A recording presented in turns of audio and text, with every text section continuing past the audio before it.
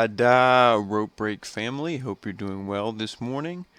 As always, it's me, Jean-Paul Leek, bringing you your Monday Night Raw review. And if you saw on our Facebook page last night, Juan posted that, this Raw was really like a 50-50 show. They had some good segments, they had some really awful segments. And, I have to agree with that. They did a lot of things in the right direction. I won't say they did a lot of things good, but they did some things that I liked, and then they did some awful things like they did last week. So let's just get right into it. So the show opens up. We have Jerry Lawler, and he's going to be the head of this Rusev-Lana divorce court. So I was happy they were getting this awful segment out of the way. Lana comes out. She gives the king some papers, and she says that Rusev is allowed to, violate the restraining order and come down here to sign these divorce papers, and then he can leave. So then we get Rusev coming out, and he's all smiles. He's wearing like a casual suit, some Donald Duck shirt. That was pretty funny. So he comes out. They argue a little bit. He goes to shake Lana's hand. She's like, I don't want to touch your hand. I don't want to touch you. And so they argue back and forth, and she says that she used to love him back when no one else did, when the WWE Universe hated him, and she said now they love him, and they chant Rusev Day, and it all went to his head, and it's their fault. He has an ego problem, so he should blame them.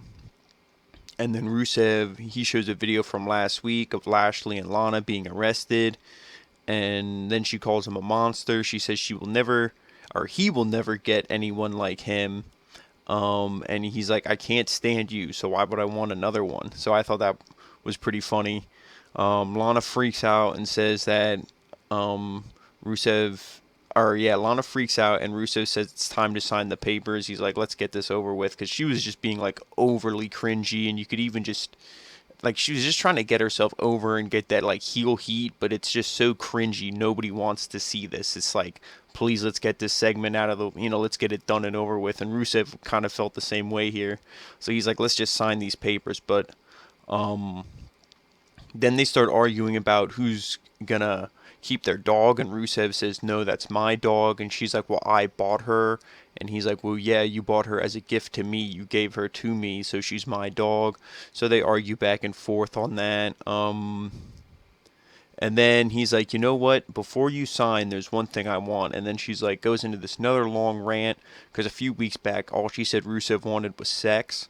So then she goes into this rant. She's like, oh, what, do you want sex one more time? Do you want to screw me in the bag, or screw me on the plane, or, she's just on. And it was like, oh my God, another one of those like just cringy moments where she goes on for too long. And Rusev says no, he just wants a match with Bobby Lashley, but he doesn't care when he wants it, or like however, with like the stipulation he'll fight him whenever. Because he's like, it doesn't matter what day it is, it will be Rusev Day. So that got a big pop. Then Rusev comes out, and they start to, Lashley comes out, and he's like, oh, don't disrespect my lovely girlfriend, my soon-to-be wife, because after you're done signing these papers, then, her and I are going to get married. And then he starts beating up Lashley. I think he hits him with a Machka kick, and then like a big belly-to-belly suplex through the table, because whenever there's a table in the ring, WWE has to break it. So he slams him through the table.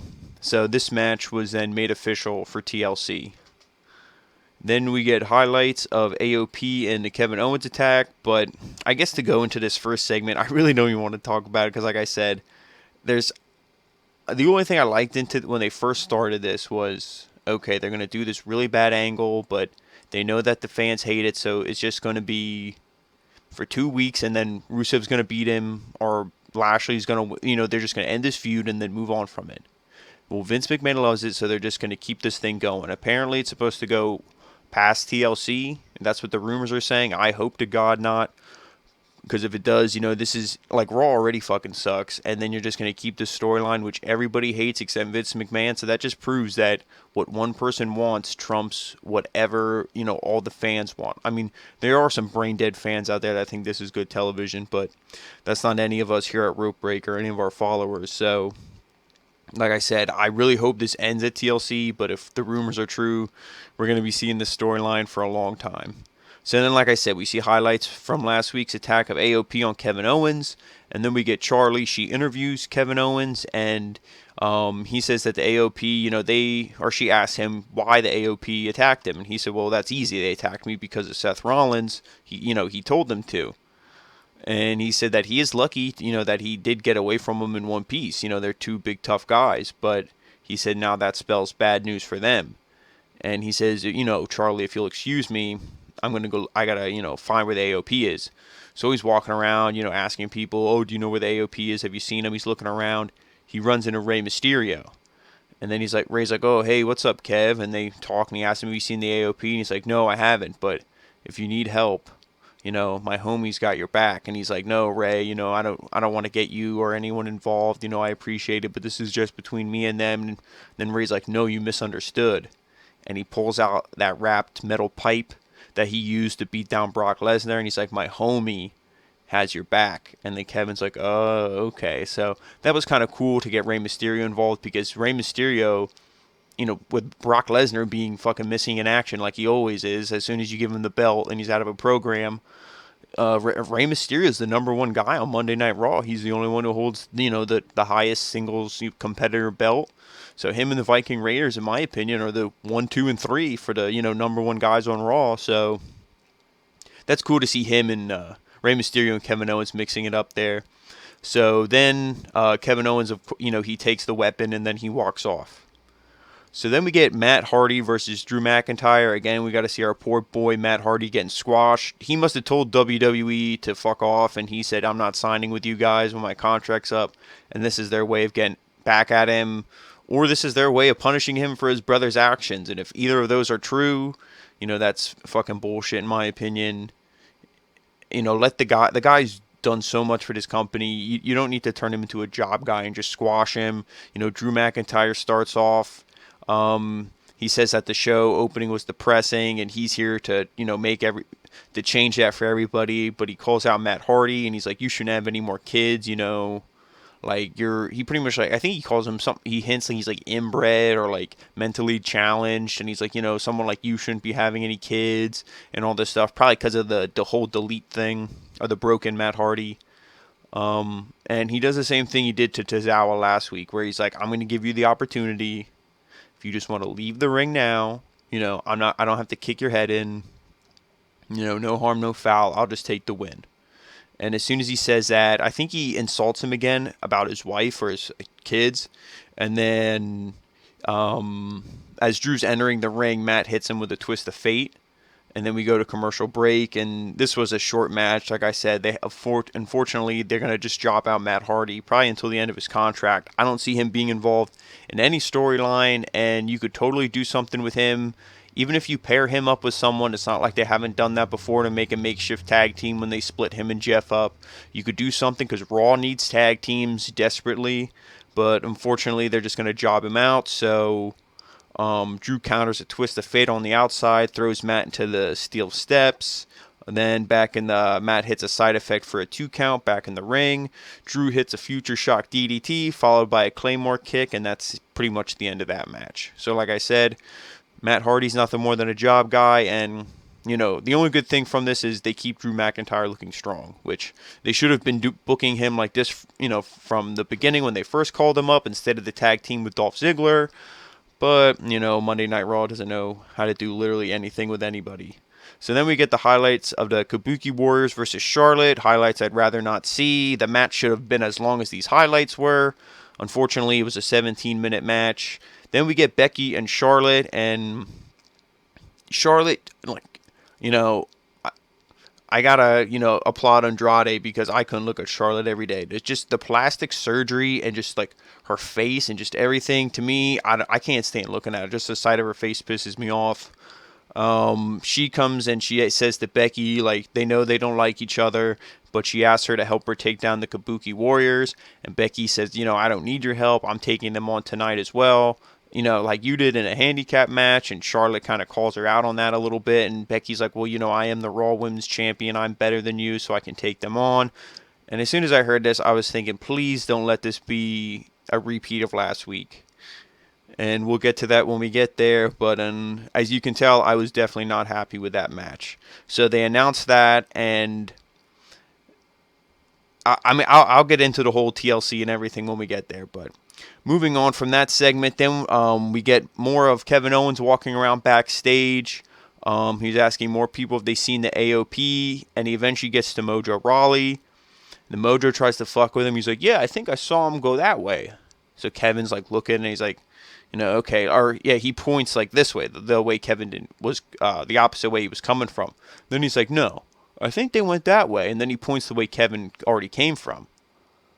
And then he starts like laughing, and I think he just punches him. I don't know. Maybe he hits him with the pipe, but he just like lays into him. And then he's like, oh, like Kevin Owens does. He knocks out Mojo Rawley, and he kind of slumps down. And then KO is like, you went that way, and points down. So that was pretty funny, because who the fuck's Mojo Rawley? Do any of us care about him? No. See him get beat up. It was funny. Kevin Owens is a badass. We want him to be the number one guy. So that was pretty funny. Then the Viking Raiders, they come out to the ring, and they say they've been looking for opponents, since they've been called up to Monday Night Raw. But they said all they found so far was victims. So they issue an open challenge, and then out come the Street Profits. They do their entrance, they dance through the crowd and all that stuff. And then while all this is going on, they cut to commercial, and then they announce Batista to be in the Hall of Fame. It wasn't first announced here, but they're just announcing it again. This is the first time they're saying it on Monday Night Raw. It was Batista and I think it was the NWO. Or not the NWO. Damn, who is it? I'm drawing a blank here. Who was it? Give me 1 second. Batista. This is what happens when you're up all night, people. Where is it?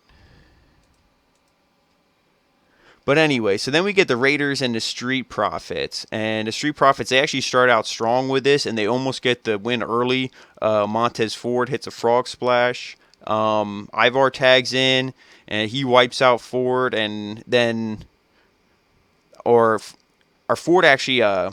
he gets the advantage on Ivar, and he does the thing that they do a lot in AEW, where...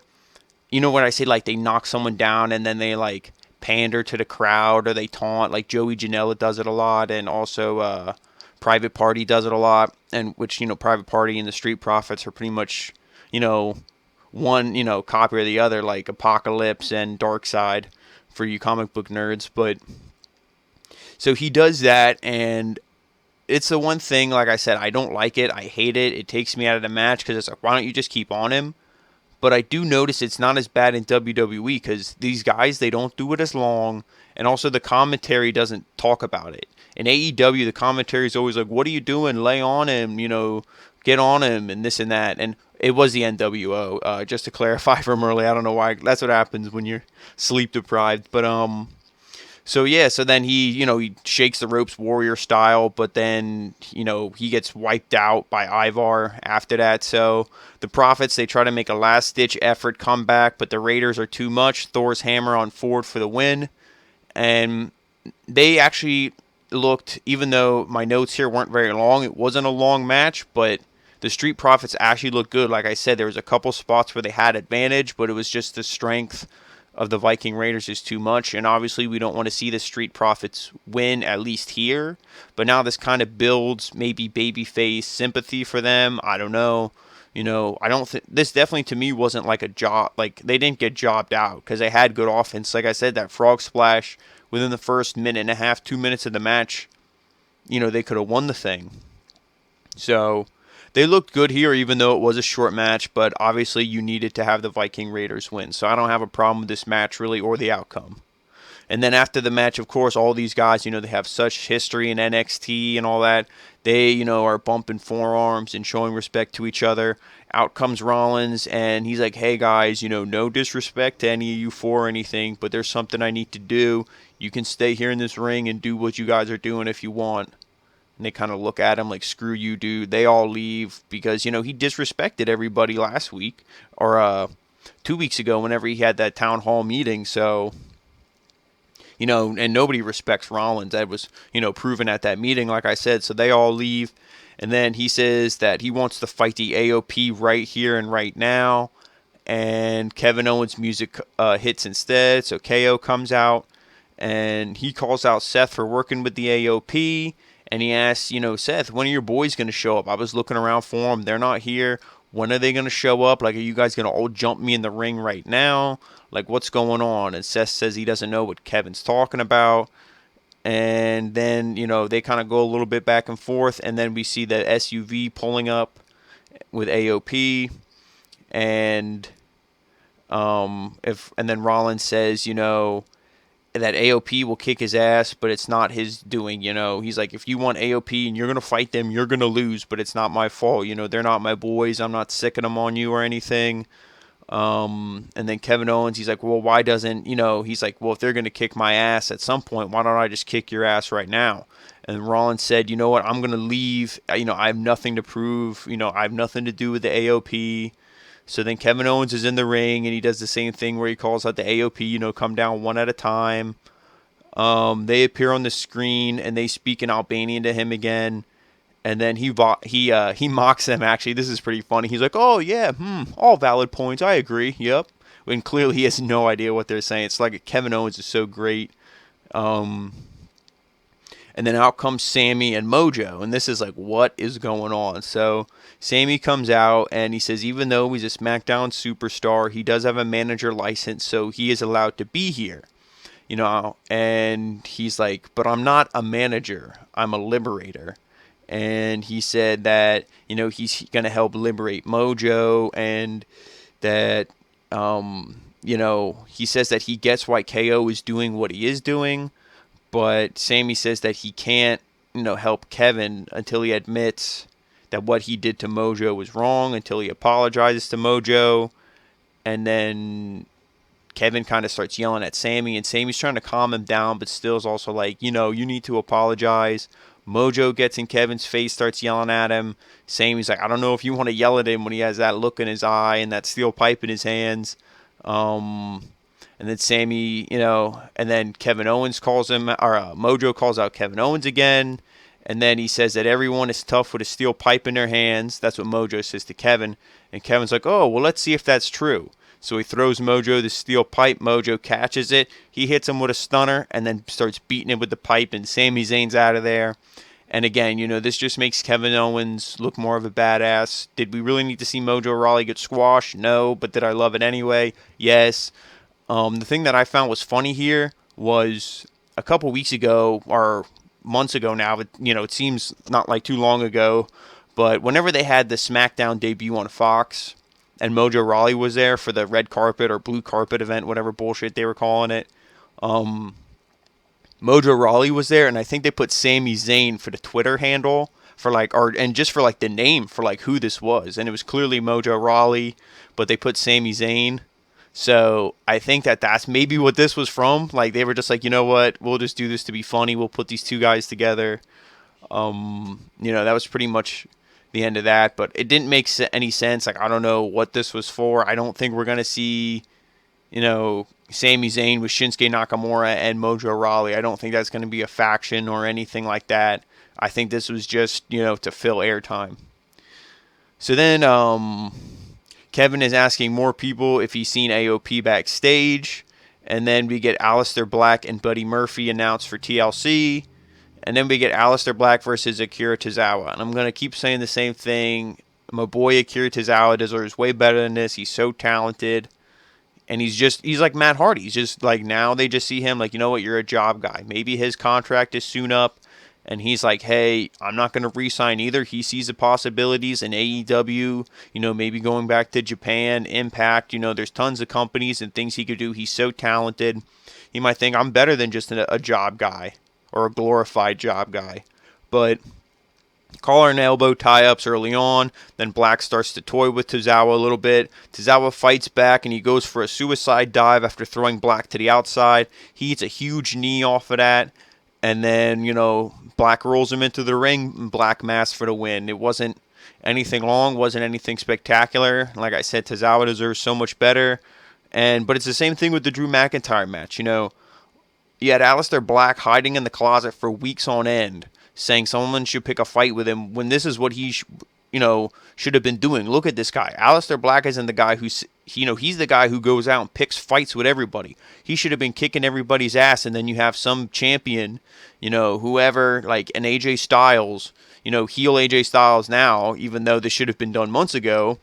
If you're booking it now, you have heel AJ Styles in the OC. They try to beat down Aleister Black, and he does something. He gets a match with AJ Styles in a steel cage, or you do something that the OC's not going to get involved, and you give this guy a championship. But he's just floating around here. But this match for TLC, we all kind of saw it coming. They were hinting at it, and obviously they're not going to book this at a marquee pay-per-view. Unfortunately, I don't think they care enough about these guys, at least not yet.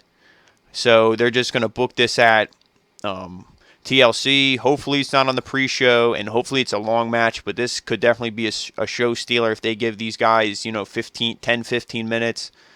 But then we get Charlie. She interviews Humberto, and before he can really speak, he's like, ladies first, because Zelina Vega is apparently standing there. So then she comes into frame, and as soon as she starts to speak, Andrade, he comes in and he gets right in Humberto's face. They start screaming at each other in Spanish. They have a huge shoving match back and forth. Zelina, and then they start arguing, and Andrade walks off, and Zelina's like, "What, tonight?" So then you can clearly mean he challenged him to a match tonight. And then they walk off. Then we get a little video package saying Liv Morgan is going to return. They just kind of flashed her, some highlights from her. I know she's supposed to be, she hinted at least on social media about a new gimmick. I know, obviously, they're not going to reveal anything in this video package. It would have been cool to hint at something. It just makes it seem like the, same old Liv Morgan's going to come back. But the thing is, if you're going to hype her, push her. Push these women. There's Sarah Logan. You have so many other women on this roster. And, do you even push them? No, you just push the same, 3-4 women. You push your Charlottes, your Alexa Bliss, your Becky Lynch. Some of them deservingly so, others not so much.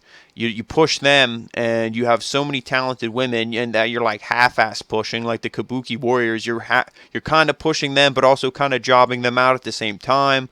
Same thing with Bayley and Sasha on SmackDown, but this is Monday Night Raw. I don't need to get into that fucking migraine. That is SmackDown Live. But then we get Andrade versus Humberto, and this was a pretty decent match for how long it was. I'd like to see more from Humberto. He reminds me almost that he's just trying to be super flashy, super baby face, reminds you of obviously he has a lucha libre style, but I don't want to compare him to Rey Fenix, but he does kind of the same thing. A lot of stuff is springboard moves, springboard arm drags, and he'll leap onto the second rope and then try to leap onto the top rope and it spin around when he leaps. He tries to be all smooth, but he comes off like he's only been doing this is his first year, while Rey Fenix has been doing it since day one. So it just seems Rey Fenix is way smoother, that I don't even want to compare the two. But Humberto's definitely good. And like I said, to Juan, it's one of those things where Humberto is one of those guys where he's only been wrestling for a few weeks, and Vince McMahon's like, "Oh, you're not a star already? I'm done with you. Your push is over." But then we see him in this, pretty high-profile match tonight, because they were talking about how Andrade was undefeated since the draft and everything else. So, is his push over? Is this just people blowing smoke, to try to create news? I don't know. But a guy, I don't care who you are, a guy cannot be, over in a few weeks. You need to give him time. Nobody was over instantly except somebody like The Undertaker. And even his pop wasn't as big when he debuted, a couple of weeks after he debuted versus, 3, 4, 5 years later. Guys need time to build and mature and grow into their character. But like I said, it was a decent match. Andrade, he starts out strong. Huge back body drop, a big elbow, and a drop kick on Humberto. Then Humberto starts to fight back. He hits a top rope crossbody, the springboard arm drag, and then a moonsault. Humberto hits a rolling moonsault, almost kind of similar to what RVD does, where he rolls, but then instead of the splash, he does a moonsault. Andrade hits a stomp, and then he misses the double knees. And I think Vic Joseph called it an Aztec press or something, but it looked like Humberto was going to do some kind of dive move on Andrade, but he fucked that up. And then another back elbow from Andrade for a 2 count, double knees to Humberto, and then a drop kick on Andrade. And when he drop kicks Andrade, Zelina Vega at this point is up on the ropes. And, besides the little bit of offense that Humberto was getting in, Andrade was pretty much in control. And 9 times out of 10, if there was no interference, he would have won this match. Like I said, Humberto is good, but, Andrade would have just won this match. But, Zelina, and, obviously I know it's a work, people, calm down. So, Zelina, she jumps up on the apron, and when Humberto, he kicks, he hits the drop kick on Andrade, and then I believe he's on the rope. He goes for the ropes, and he sees Zelina's there, so he moves, and then Andrade, because Andrade's the one who bumps into her. I don't think he drop kicks into her. He might have. Like I said, it's hard to take notes and watch at the same time, but Andrade bumps into Zelina. She falls down, and then Humberto rolls him up. 1, 2, 3. And as soon as Zelina took that bump, you already knew what was going to happen. And a lot of people are complaining, and myself included at first. I was like, what the fuck is this? We want to see Mysterio and Andrade for the U.S. title. This is what they should have done at WrestleMania. At least they're going to give it to us now. Now it seems like, what are you doing? You're hurting his record. Not that he still isn't top of the power rankings, Andrade. I mean, for, the challenge for that belt. But I honestly, looking back on it now after Raw's been over for a little bit, I don't think it's so bad, because you don't want to see, these two guys at TLC. Like, I wouldn't want to see Mysterio and Andrade at TLC. Now, I'm not saying I want to see Humberto and Andrade at TLC either, but, I would rather see. I don't know if you're going to book the Andrade Mysterio match and have that be at WrestleMania. If you're going to save it for WrestleMania, then that's fine. Save it for WrestleMania. Build these guys up and build a long story. Maybe start it in the Royal Rumble. Do something. But I could see this match being at the Royal Rumble between these two. Unless you want Andrade in the Rumble. But if he's not slated to win it, then I'd rather see him in a one-on-one match. At least, vying for gold and hopefully winning it. But that's what I would do. So I wouldn't want to see this match at TLC. So I don't mind if, he feuds with Humberto for the next week or two, and then, then moves on to Mysterio. Now, is that saying Humberto's going to lose?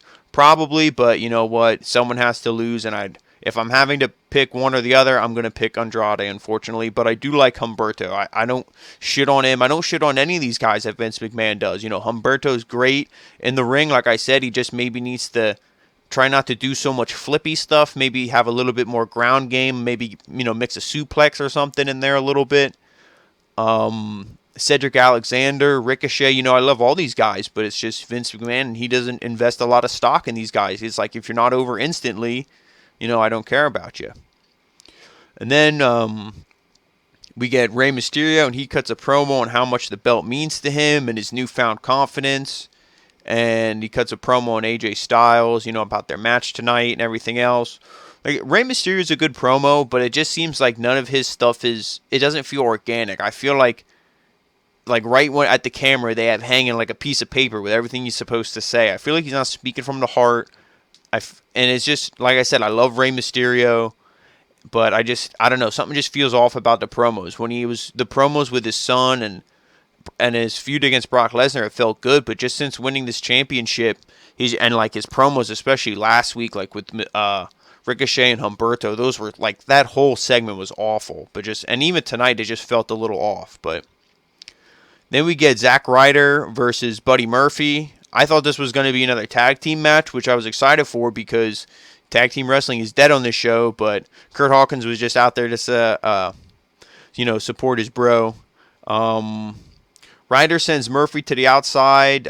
He takes out, and then this was pretty much the only offense Zack Ryder got. It wasn't much. Anything he did, Murphy, this was pretty much another squash match. Like I said, he sends Murphy to the outside. Murphy gets up. He takes out Kurt Hawkins, because Kurt Hawkins is kind of standing there looking at him.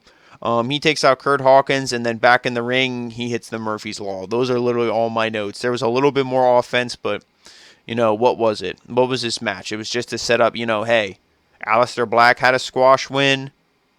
Buddy Murphy gets the same thing. But now think about that. We have Aleister Black, Drew McIntyre, and Buddy Murphy. We have 3 squash matches on this show tonight.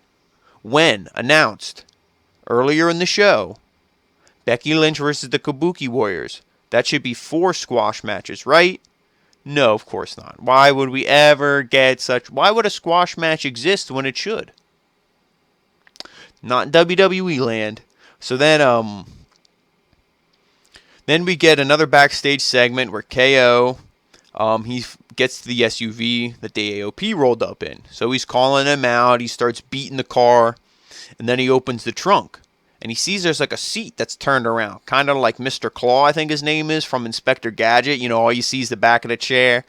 So he starts beating on this van. Like I said, he opens it up. He sees this chair. And then the AOP, they jump him. They start beating him down and everything else.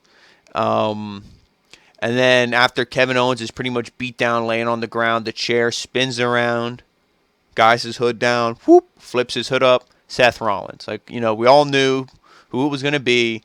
So he's finally, he aligned himself with the AOP. And this is, now we're getting the heel turn. This is it.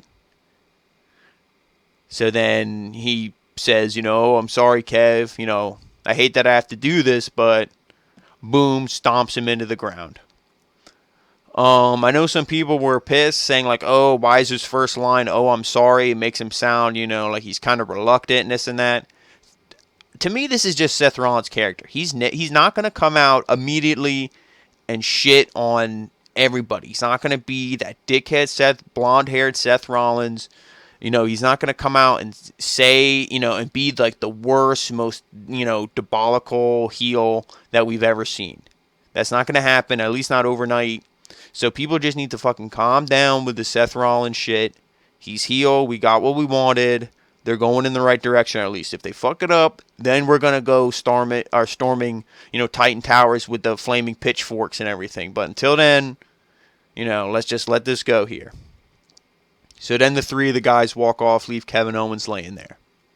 Then we get Seth Rollins. He comes out on stage, and of course he's greeted to a chorus of boos. And then he asks, and then this was a good promo. I thought this was a great promo when he first came out, because I believe earlier in the night he's like, oh, guys, I'm done. I'm not coming out anymore. Blah blah blah. But then he comes out here again, and I'm like, this better be a good promo if he's coming out. It better not try to be some apologetic babyface promo. And it was the complete opposite. He asked the fans what they want from him. He said he did everything right. He laid it all out on the line for them. He never missed a day. He wrestled hurt. He did it all for them. And he said he's sick of it. He said nothing he does is ever good enough for them. He asked what is good enough for them. He's like, I beat Brock Lesnar twice. He's like, what do you want me to do? Kill myself in this ring? And I thought that line was a little, not that it upset me, but I'm sure there's somebody out there, some suicide prevention thing is probably like, oh my God, I can't believe he said that, which, Mr. Seth Rollins politically correct. I can't believe he let that slip either. But like I said, it was all just really good heel promo. He's like, I beat Brock twice. Is that not, it's still not good enough for you? And he said they want to push him, and he's sick of it, and now he's going to push back. And he said they have turned him to stand with the AOP. So to me, that line, they have turned him, so he's heel. He may not be all the way, like a red hot, Triple H, 2000s type heel that you want to hate. Like when you see him on TV, you get pissed off, you hate him. He may not be there yet, but he's going down the path. He has turned. They have turned him to side with the AOP. And then all 3 guys come out. They stand together. Rollins hands one of them the mic. I still don't know their names. Roast me for that. But, I know it's Akam and Razor, but I don't know which is which. And then they get low. And then they all walk backstage together. And then we see Kevin Owens. He has a brace on his neck. They have him on the gurney. They're loading him up into the ambulance. Then like last week, folks, I'm not really going to talk about this match too much, just the ending and my opinion. We get the Kabuki Warriors. Kabuki Warriors versus Becky Lynch. Again, this match starts off. Asuka starts beating down Becky, but who had the early advantage? Becky Lynch. Right at the beginning of the match, Becky Lynch gets the advantage, but then Asuka takes over. Why couldn't it be that the Kabuki Warriors start off hot, finish hot? You didn't even need to have this match. Becky should have said something, like, I'm going to beat these dopes and I'm going to, win the belt and all her other bullshit that she always says. Becky 2 belts, this and that. I'm going to beat them by myself. I don't need your help. She goes down there, and before she gets in the ring, she has her back turned. You should have had the Kabuki Warriors jumper. There should have been no match. They should have beat her down, because this match, I don't think it went 17 minutes, but it went damn near close. This was a long match, and they fight to the outside. Becky has the advantage pretty much this entire match. Kairi Sane didn't look as much as like a weasel, like a cowardly heel as she did last week. But she still got barely any offense, and she's clearly the job one of this team, and Asuka is, the cleaner. Asuka comes in and wins the match. Shining Wizard on Becky for a 2 count. They hit some kind of doomsday device. She had her in the electric chair. Asuka had Becky. Kairi, hits her elbow. It wasn't the elbow drop, just kind of instead of the clothesline, she hit her with her elbow. That was only a 2 count. There was all these big moves. All 3 women are fighting on the outside, and then this is the end of the match. Then Asuka grabs a chair, beats her down. I thought a handicap match was no DQ. I guess they make them with DQ as well. I thought they were no DQ, but so she beats her with the chair. The match ends in a DQ, so Becky technically wins, which, if you think about it, I'm not saying it makes sense. But they're not going to have their Raw Women's Champion lose, especially when she hasn't been on TV for how long. I think she hasn't defended the belt in 2 months, but she hasn't been on TV in a couple weeks. It was something like that. So they're not going to have her first appearance back after a few weeks and lose. But this match should have never happened. She should have just got her ass beat down in the beginning. So they beat her with this chair. Kairi pulls out a table and drops an insane elbow on her. And this was the best spot of the whole match, maybe even the whole night. So she drops his elbow on her, and that's what the whole match should have been. They should have pulled Becky out of the ring before the bell even rang, beat her with a chair, dropped the elbow on her, laughed, and walked away. And then, instead of getting the Zack Ryder Buddy Murphy squash match, or even have that match, unfortunately, squash my boys, Zack Ryder, then you could have booked like an actual tag team match and built the tag team division up in this segment, or a women's match. Maybe have Sarah Logan in a match against somebody and build her up. There's so much more you could have done. Instead, you gave us the same fucking bullshit as last week. And I was texting Juan and I said, I know the answer. I know they're making the Kabuki Warriors look like shit. But I'm like, I don't know if they're making the Kabuki Warriors look like shit, or if they're making Becky and Charlotte look like Superwoman. They're untouchable. It's like they just, they get 2 counts and this and that, but there's no way that 2 women, and I'm not even going to say because they're the tag team champions, they don't even need to have those belts. Asuka and Kairi are 2 legit women, that's been proven in NXT, but the main roster just shits on them because their nationality. Fuck you, Vince McMahon. And that's pretty much what this comes down to. But there's 2 legit women. They should not be struggling to beat. It should not take 17 minutes for them to beat Charlotte, and they shouldn't have to resort to a DQ and not, just to get out of this match without being pinned. It should have just been this beatdown that they did to her at the end, at the beginning, and then that should have been the end of it. But, I don't really have more to say without repeating myself. Like I said, it was just a bullshit match. You could have done so much more with that time. Instead, they gave us the same thing as last week. So then we get AJ Styles, and he said it's time for OC business. He says he's with the best tag team in the world. That didn't look like the Lucha Bros to me. He said that him and his boys are coming for the Viking Raiders. And then when he beats Ray, then they're going to have all the gold. Because, fucking Lesnar, like I said, he's gone. He's on the back of milk cartons. They got wanted posters, everything hanging up for him. And then he calls out Randy Orton, which, I knew this before this promo even happened. You knew Randy Orton was going to fucking slither into the main event like he always does. Not saying he needs to be in the main event, but he's involved in this feud, so you knew he was going to get his way in there, and he was going to cost Styles the match, because of course Styles isn't going to be United States champion. You're not flipping back and forth. You're not going to have the fans revolt on you that, like that. So he calls out Randy Orton, and he said, that they will end his career forever if they try to mess with him. And he's like, forever or for life, and he does the too sweet. So then we get a promo with, or not a promo, a backstage segment. Becky, she's in the trainer's room, and Charlotte walks in, and she asks her, "Oh, how did it go?" Like, weren't you just fucking watching the screen? Like, what do you mean, how did it go? I dominated these women, and then they had to put me through a table. It's like I don't understand, like, what do you mean, how did it go? So then, she asks her, if, do you want to take on the Kabuki Warriors? And, they just, like, have this little, back and forth. And then Charlotte just leaves, and she gets jumped by the Kabuki Warriors. They beat her up. And then Charlie asks the Kabuki Warriors, why'd you do this? They start yelling, and they're laughing and all that in Japanese. And, Charlie has no idea what they're saying, so she asks if they can translate, and she says that they want they want Becky and Charlotte to challenge the two of them for a tables, ladders, and chairs match at TLC. So, of course, they accept, and we get this match for TLC. Then we get Eric Rowan versus a local competitor. This is the same bullshit that we've been seeing with Eric Rowan. This match starts, the guy, he actually grabs the cage and runs off to the top of the ramp. Rowan chases him. This guy runs through the crowd, tries to run back into the ring. He gets the ref to try to get a count out victory over Rowan. And Rowan comes in the ring at the 9 count. Claw choke slams this dude 3-4 times, and it's done.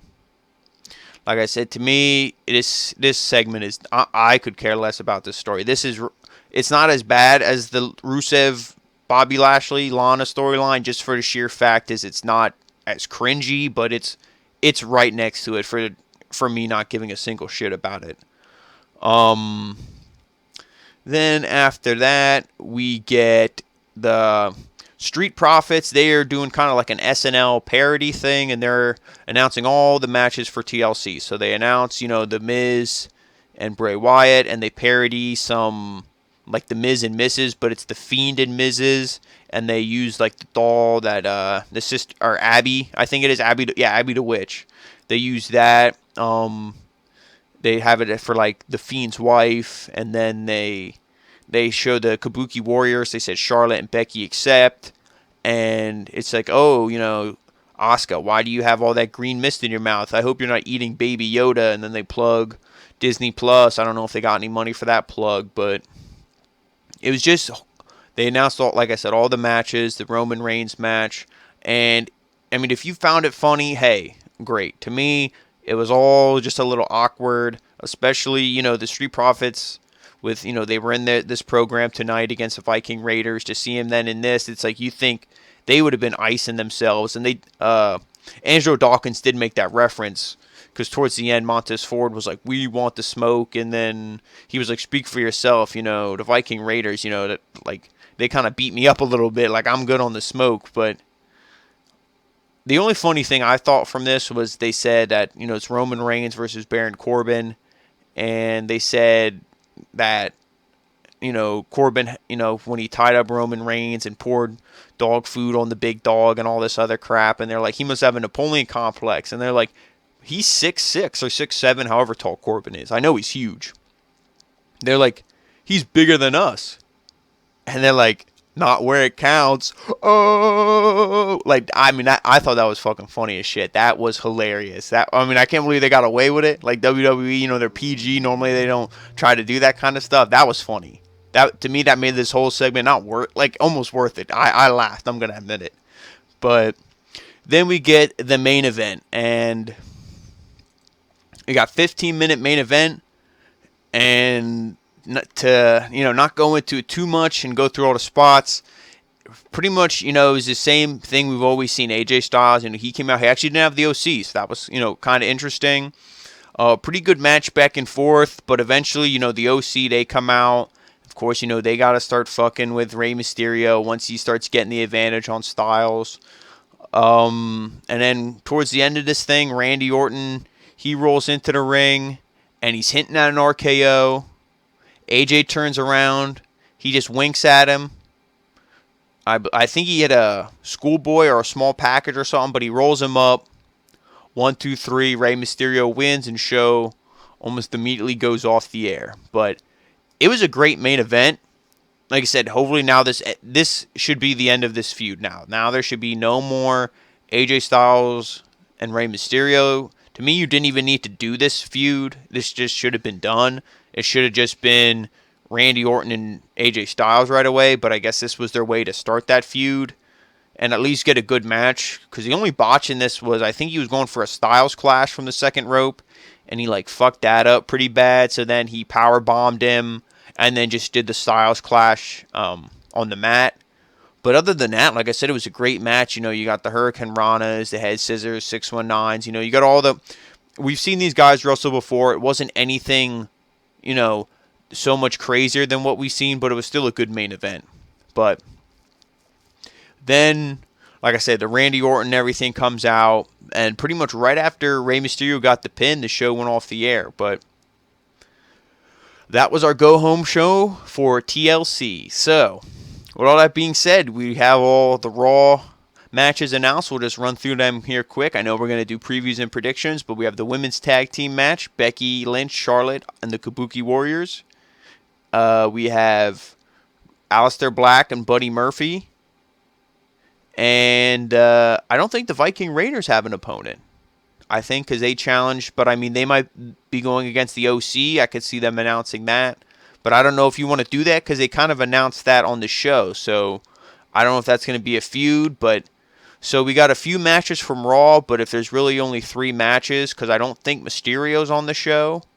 At least I don't think he announced. I didn't hear a match, so I mean, I could easily see them booking something, on Friday or whatever time. I could see them announcing stuff, but hey, the less matches for me, the better, because it just makes it easier for us to review. And honestly, I was saying to Juan, I could see this show being better than we think, just because the expectations are so low and the booking isn't there. But we have the Lashley Rusev match. There's not a lot of matches on this show that could be good, but if they give time to the right matches and they have the right outcomes, especially like the Aleister Black match, I'll be interested to see Bray Wyatt wrestle. See if his moveset's a little different, see if his overpoweredness and his no selling is different as Bray Wyatt versus The Miz. So, and especially if Daniel Bryan's going to make an appearance, because I think he will. And he'll cost, The Miz the match.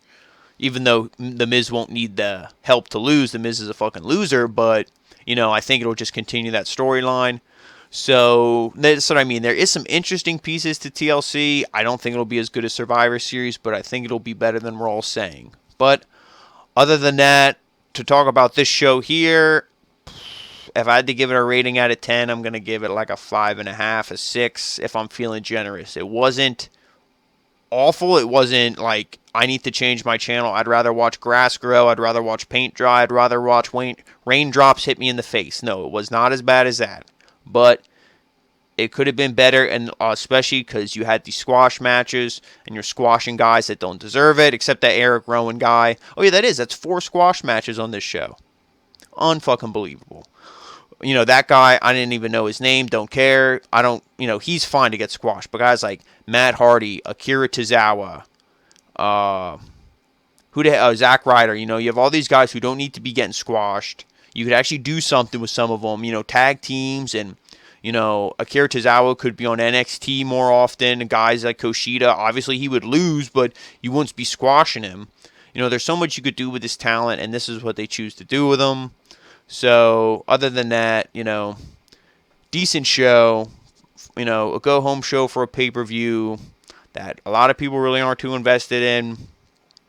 I'm calling it right here. It'll definitely be better than SmackDown. But thank you guys, as always, so much for watching. Thank you for the new subscribers. We have a lot of stuff coming this weekend. Obviously, there's TLC. We're going to have previews and predictions. We might have something really special for you. Maybe some NWA. Who knows? I don't want to say too much. Ruined the surprise already, but I don't like keeping surprises. So we're going to try to hopefully do that pay-per-view for you guys on Saturday if we can get it. I know it's on Fight TV. I believe I can download the app on the computer and the PlayStation. If we can, we're going to have that for you. And like I said, previews and predictions as well on Saturday. Obviously, Sunday, we're going to have the show itself, the review. So please stay tuned to a lot of that stuff. And, of course, your weekly shows. The NXT and AEW Dynamite are coming up. And then, of course, Friday, we're going to have SmackDown Live. And the Broken Skull Sessions, Episode 2, I believe, is debuting after TLC, so look forward to that. Hopefully coming Monday afternoon, we can get that to you. So thank you guys, as always, so much for watching, and we'll see you next time. Adaaaaaaa!